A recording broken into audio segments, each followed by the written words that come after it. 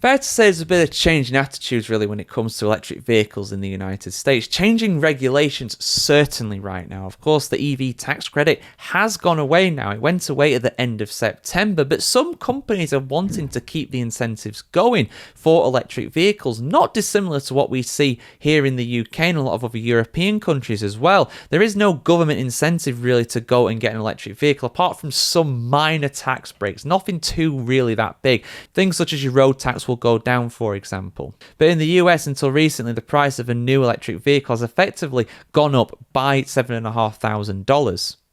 But some companies are keeping it going.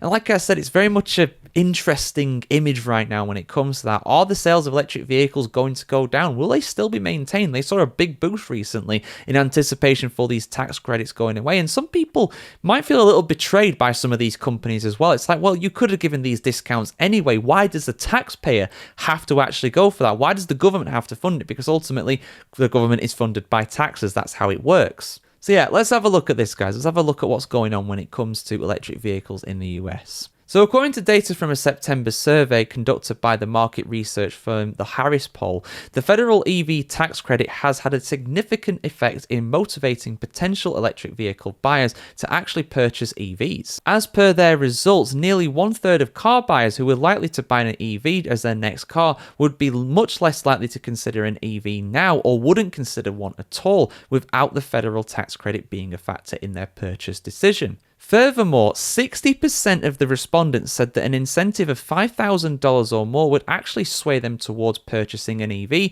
rather than one that is either a hybrid or internal combustion engine car, while around 30% would be swayed by an incentive between $2,500 and $5,000.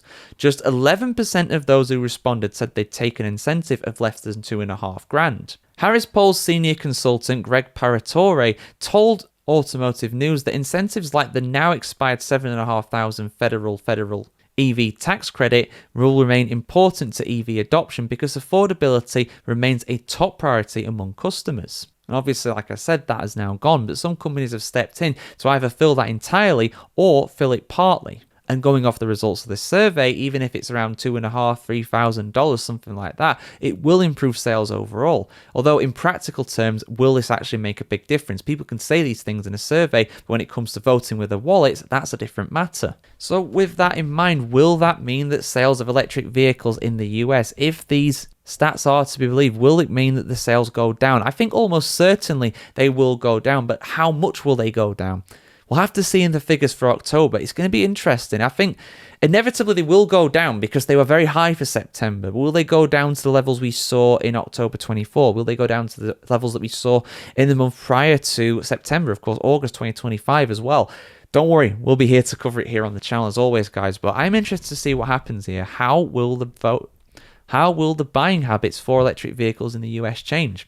Get your predictions in the comments below as always. Like, share, comment, subscribe if you want to see more like this, guys. Have a fantastic day wherever you're on the world today, and we'll see you very soon.